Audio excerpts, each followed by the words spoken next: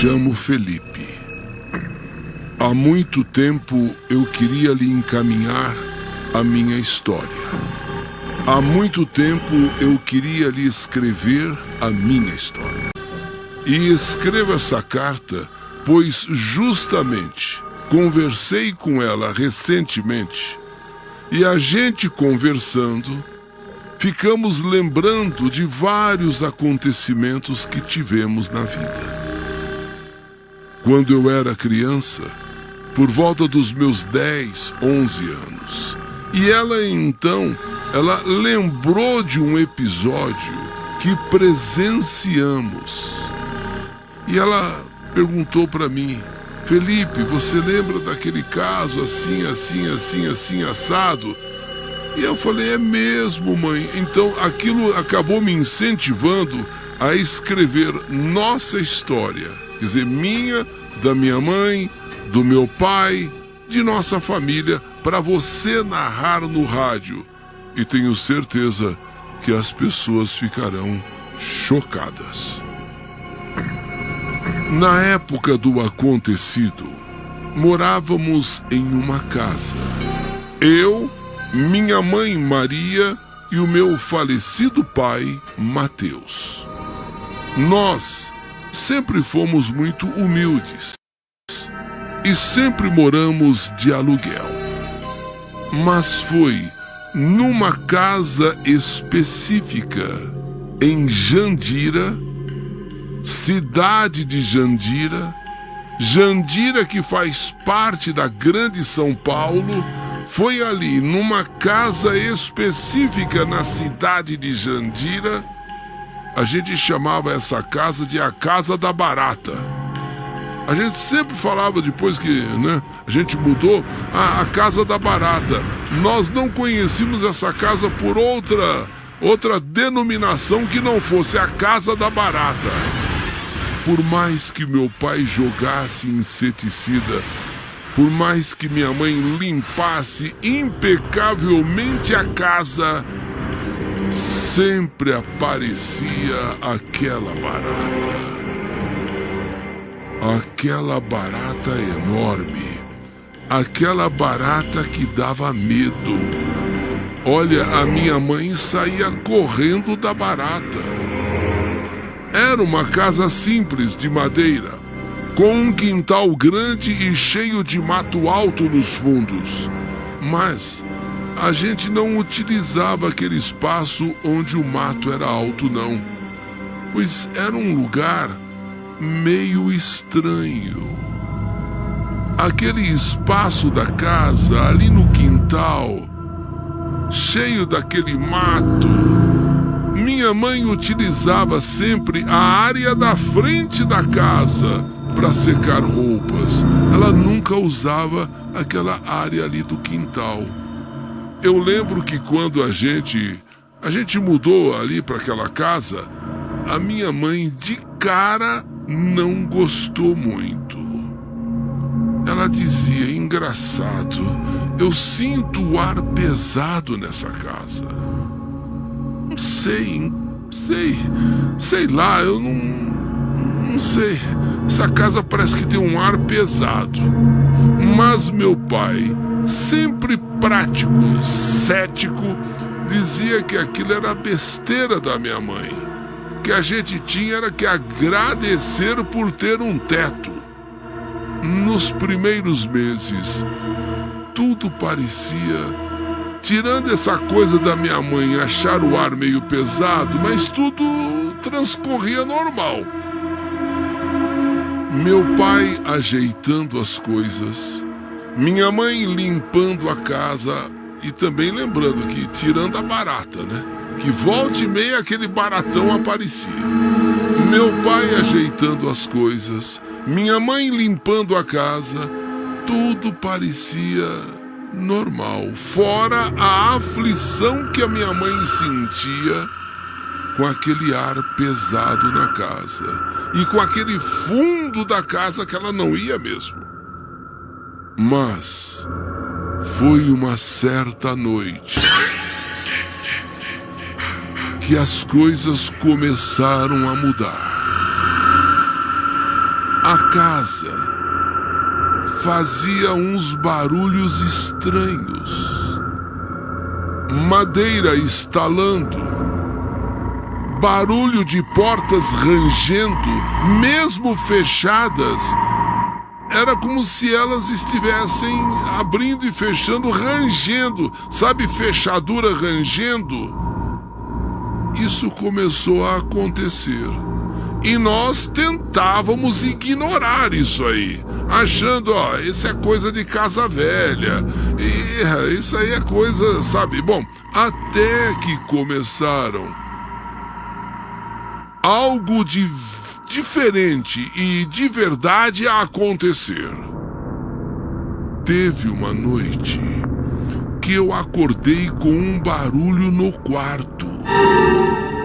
Sabe quando você sente que alguém está ali no quarto te olhando? Você acha que é, não sei, uma coisa que você sente. A minha mãe dizia que o clima da casa era pesado, mas agora, naquela noite, eu sentia que alguém estava ali no quarto e me observando. Então, eu comecei a abrir os olhos bem devagar. Sabe quando você está cismado? Quando você está meio com medo? Então eu comecei a abrir os olhos bem devagar. E quando eu abri mesmo assim os olhos, eu vi, tinha uma sombra parada no canto do meu quarto. Uma sombra. Não dava para ver o rosto. Só aquela presença escura, tipo sombra, parada, me encarando. Eu fiquei congelado. Tentei chamar minha mãe, mas a voz não saiu. E quando finalmente eu consegui gritar, mãe! A sombra simplesmente sumiu. Sumiu como se nunca tivesse estado ali. Minha mãe veio correndo. Contei para ela o que tinha acontecido. Aquela sombra me observando, e ela me disse: volte a dormir, meu filho. Volte a dormir, porque isso se chama pesadelo. Você teve foi pesadelo, tá? Volte a dormir. Mas no fundo, eu sabia que não era pesadelo. Eu sabia que não era mesmo pesadelo. Depois daquela noite, as coisas só pioraram. Objetos começaram a sumir e a aparecer em lugares estranhos. Sumia coisa daqui e aparecia ali. Sumia coisa de lá, aparecia aqui. E também começamos, a ouvir passos na casa, como se alguém estivesse andando pela casa, pra cá, pra lá, pra cá. Minha mãe começou a acordar com pequenos arranhões nos braços, arranhões, como se enquanto dormia alguém arranhou. Pequenos arranhões, mas começou a aparecer. E o meu pai, antes cético. E o meu pai, que é isso? Isso aí é bobagem. E o meu pai começou a mudar. Ele sempre foi um homem calmo, um homem tranquilo, controlado, mas começou a ficar agressivo, irritado por qualquer coisa. E passou a ficar horas trancado no quarto quando estava em casa. E o pior, às vezes ficava murmurando sozinho, conversando baixinho, murmurando, falando, coisa que nunca aconteceu, coisa que nunca fez. Primeiro ficar trancado no quarto, e depois a gente ficava ouvindo ele falando sozinho lá dentro do quarto. Lembro-me claramente de algumas noites que ficaram gravadas na minha memória de forma assustadora. Meu pai, como eu disse, sempre tranquilo, sempre calmo, sempre sereno, começou então a agir de maneira inexplicável. Uma vez, ele ficou parado sem se mexer, olhando fixamente para o teto do quarto. Então, imagine uma pessoa assim, no quarto, olhando para o teto, fixo, olhando para o teto, olhar fixo. Quando minha mãe se aproximou, ele virou a cabeça lentamente para ela e seus olhos, repletos de um vazio inexplicável. Os seus olhos, como que vazios, perdidos, encontraram os olhos dela. E foi nesse momento que o olhar dele, vazio, sabe assim, estranho, encontra o olhar da minha mãe. Foi naquele instante que ele começou a falar com voz rouca e distorcida, murmurando coisas que nos arrepiaram até a alma.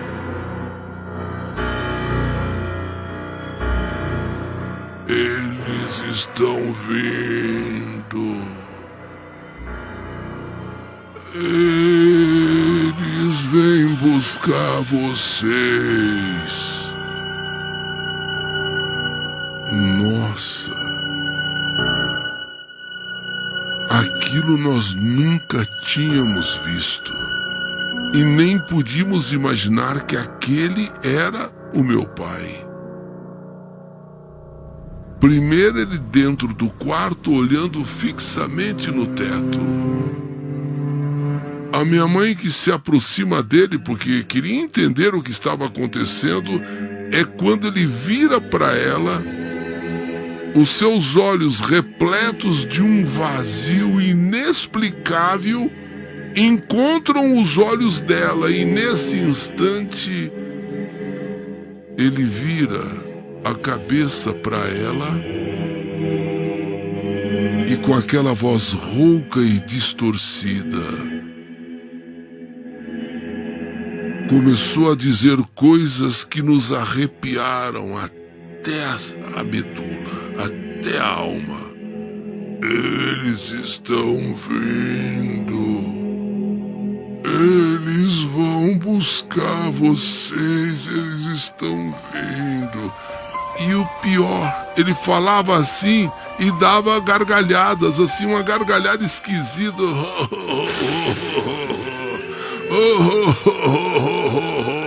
Eles estão vindo. Eles vêm buscar vocês.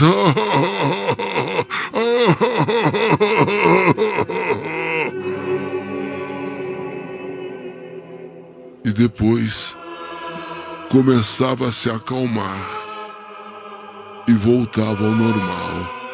Muito sinistro isso, sinistro demais. Minha mãe, que sempre teve uma fé inabalável, decidiu então que era hora de buscar ajuda. Não tem mais o que esperar. Esta casa tem algum problema. Quem diria que o seu pai se transformou nessa coisa? Então ela foi atrás de um padre, chamou um padre, foi atrás de um padre para vir benzer a casa. Precisamos tomar alguma providência. Alguma coisa está errada nessa casa. E foi atrás do padre, e o padre veio na esperança de livrar aquela casa daquela presença que habitava aquele lugar onde morávamos. Então, o padre, mamãe foi buscá-lo, explicou o que estava acontecendo e o padre veio. Assim que o padre chegou, começou a rezar algo inexplicável aconteceu.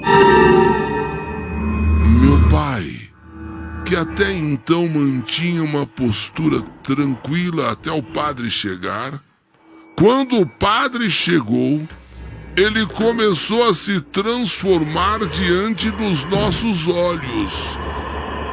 Seu comportamento ficou completamente estranho.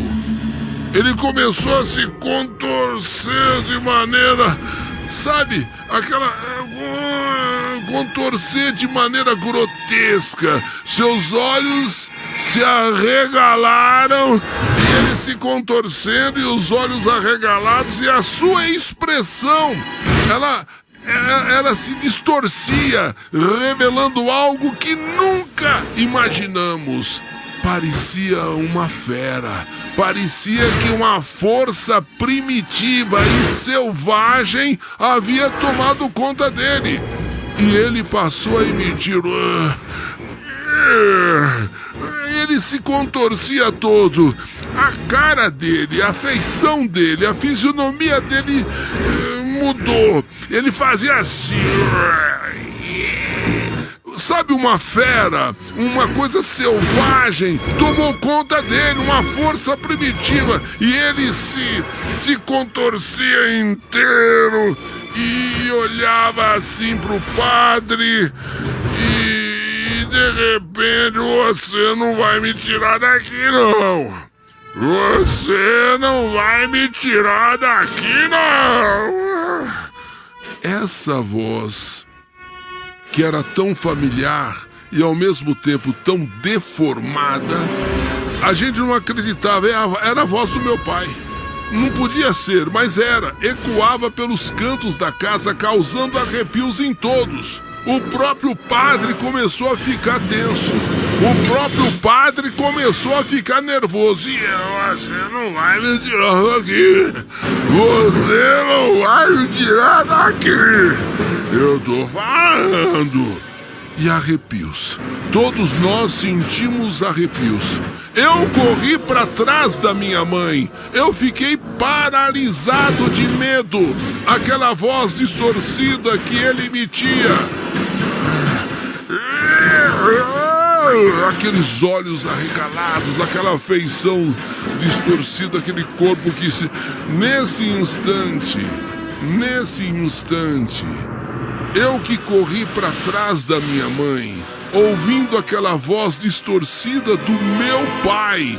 Nesse instante, eu senti um arrepio percorrer a minha espinha.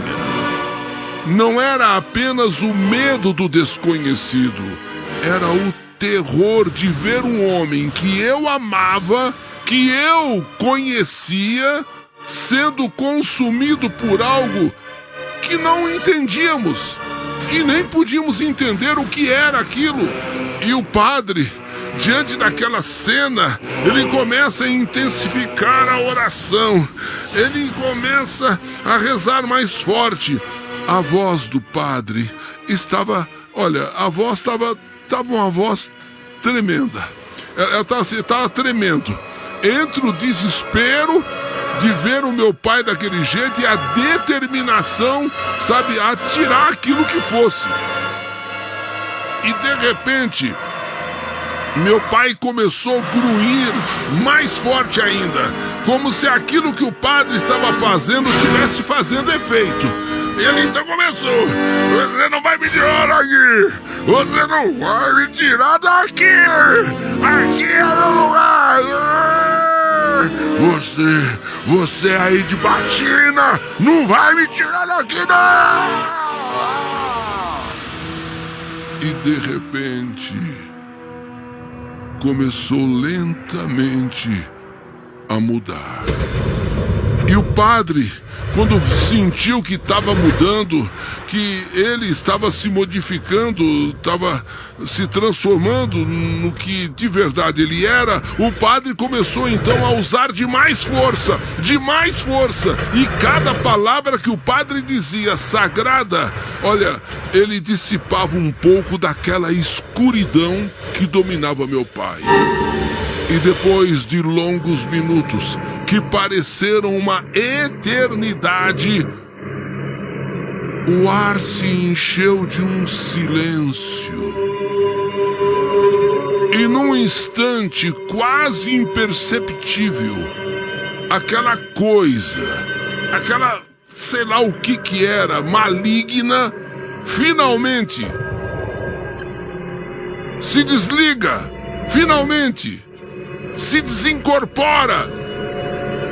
E meu pai, extremamente, com um estremecimento profundo, naquele momento que aquela coisa meio que se desgarra dele, meu pai cai, exausto. Ele cai ali no chão, exausto. Ele começa a ter uma espécie de tremor assim no corpo. Foi se acalmando, foi se acalmando, foi se acalmando, foi se acalmando. Como se ele estivesse livre, como se finalmente o padre, ali com a água benta, com as orações, tivesse libertado ele de alguma coisa que havia tomado conta do seu ser. Foi algo aterrorizante. Foi algo amedrontador. Finalmente, meu pai calmo no chão, o padre pediu que deixasse ele descansar. O padre transpirava em bicas. O padre, com aquela batina preta que ele estava, ele transpirava assim, por tudo que ele viveu, e até teve medo por um instante. Não era pelo fato de ele ser padre, mas ele teve medo em algum momento, porque meu pai meio que ameaçou ir pra cima dele. Com aquele jeito, meu pai ameaçou querendo pegar o padre. Mas o padre conseguiu controlá-lo e vencer aquela coisa que tomava conta do meu pai. Agora minha mãe, cuidando do meu pai, ele ali no chão, dormindo, ele meio que desmaiou. Até que por fim, ele acorda e perguntando o que tinha acontecido, o que houve, o que está acontecendo, o que o padre está fazendo aqui, o que o padre está fazendo aqui. Não, nós evitamos explicar para ele, só dissemos que estava tudo bem e tal. Aí o padre se despediu, foi embora.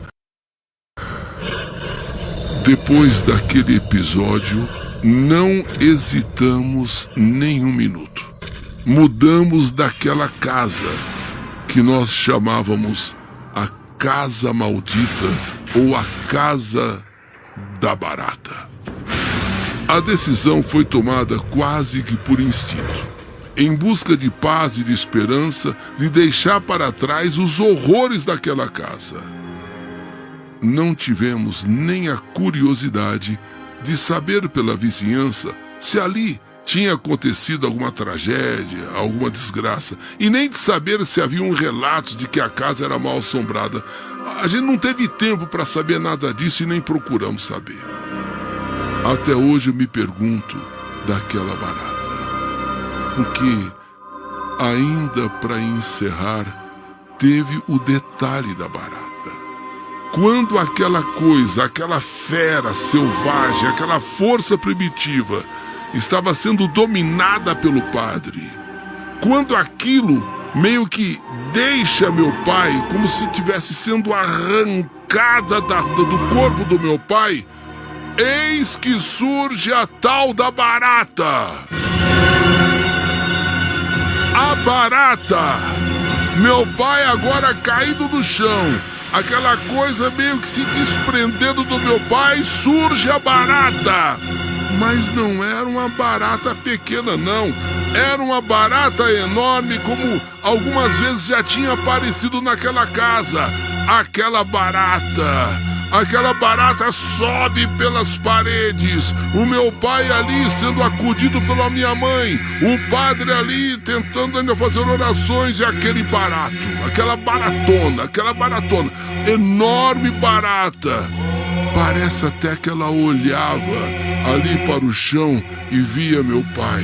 Parece, aquela barata sobe a parede. A minha mãe, quando vê aquela barata já quase alcançando a janela, ela entra em desespero. Padre, padre, essa barata, padre. O padre, inclusive, quando viu o tamanho da barata, não é possível, não é possível. E de repente aquilo sai pela janela e desaparece, como se fosse a coisa maligna indo embora. Até hoje, nós nunca vimos uma barata daquele tamanho. Uma coisa horripilante e assustadora.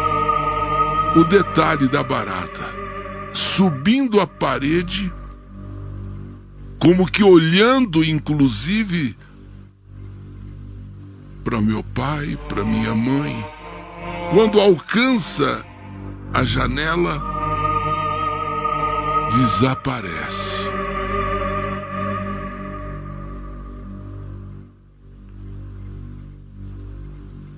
Até hoje, quando eu relembro aquela noite, eu tremo de medo.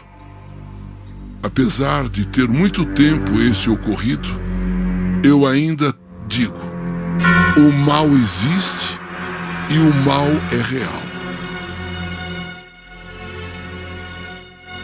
E aquela barata, aquela enorme barata, não era normal. Sinceramente, não era normal. Aquela barata simboliza até hoje, e eu conversando com a minha mãe, simboliza o próprio mal que vivia naquela casa. E que depois desse fato, fomos embora já no dia seguinte. Largamos tudo e fomos embora.